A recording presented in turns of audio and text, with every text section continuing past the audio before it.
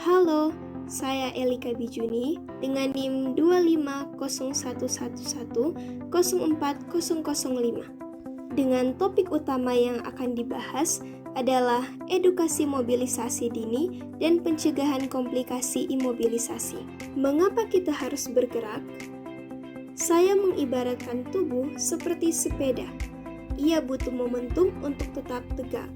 Seperti sepeda yang hanya stabil saat dikayuh, tubuh manusia menjaga keseimbangan dan kekuatan sarafnya melalui gerak. Bayangkan seorang pasien yang pasca operasi atau mengalami kelemahan otot harus berbaring di tempat tidur dalam waktu yang lama atau bed rest. Meskipun istirahat diperlukan untuk pemulihan, namun tubuh manusia tidak dirancang untuk diam dalam waktu yang lama. Maka, jika kebutuhan dasar untuk bergerak diabaikan, akan muncul masalah keperawatan serius seperti kerusakan integritas kulit, hambatan mobilitas fisik, bahkan risiko infeksi. Dalam keperawatan, mobilisasi bukan sekedar bergerak, melainkan fondasi vital untuk menjaga sirkulasi dan fungsi organ pasien tetap optimal. Dihubungkan dengan peran perawat pemula, bisa dikatakan perawat sebagai jembatan pemulihan atau jembatan keselamatan.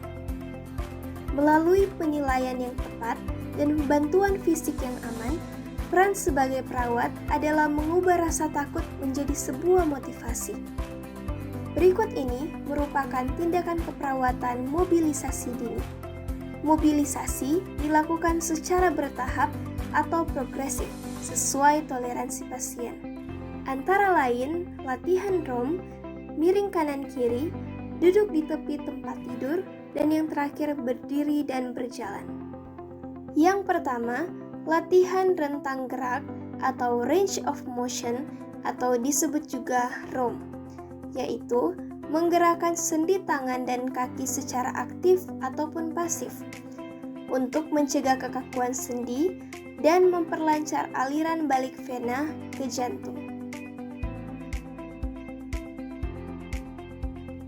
Selanjutnya, miring kanan, miring kiri, yaitu mengubah posisi tidur setiap 2 jam sekali untuk menghilangkan tekanan pada area tulang yang menonjol, juga untuk mencegah luka dekubitus atau kerusakan pada kulit dan jaringan di bawah akibat tekanan yang berkepanjangan pada area tubuh tertentu yang menonjol.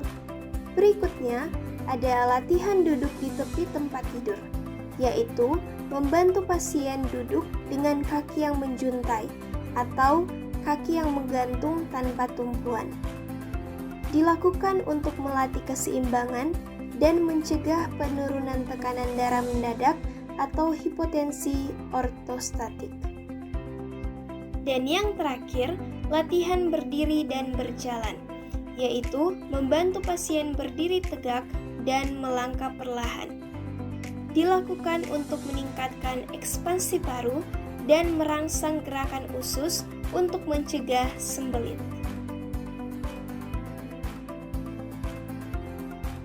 Selanjutnya, terdapat juga konsekuensi klinis atau apa resikonya jika tindakan yang dilakukan salah, tidak lengkap, ataupun tidak dilakukan. Yang pertama, jika tindakan salah, misalnya memaksa pasien berdiri tanpa melewati fase duduk terlebih dahulu, pasien bisa mengalami pusing hebat atau vertigo, pingsan atau terjatuh yang menyebabkan trauma tambahan. Selanjutnya, jika tindakan yang dilakukan tidak tepat, misalnya hanya melakukan miring kanan kiri tapi mengabaikan latihan gerak sendi, pasien mungkin terbebas dari luka tekan, namun otot-ototnya tetap akan mengalami penyusutan atau atrofi. Dan yang terakhir, jika tindakan tidak dilakukan, ini adalah skenario terburuk.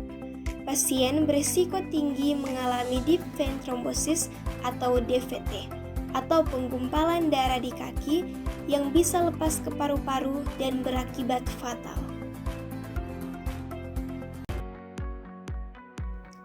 Keamanan adalah prioritas yang utama. Jangan memaksakan diri jika merasa pusing atau lemas, dan selalu minta bantuan perawat atau keluarga saat pertama kali mencoba turun dari tempat tidur demi mencegah risiko jatuh. Maka, peran keluarga dalam mobilisasi yaitu membantu perubahan posisi, memberikan dukungan moral, dan melaporkan keluhan pasien. Maka keluarga adalah mitra asuhan yang vital atau merupakan bagian dari tim kesehatan yang sangat penting. Mobilisasi dini sama dengan pemulihan lebih cepat. Peran sebagai perawat sangat penting dalam membantu pasien, memberikan dukungan moral, serta sigap melapor jika muncul kemerahan kulit atau sesak nafas. Jangan biarkan tubuh kalian untuk diam terlalu lama ya, ayo mobilisasi dini. Semoga bermanfaat dan terima kasih.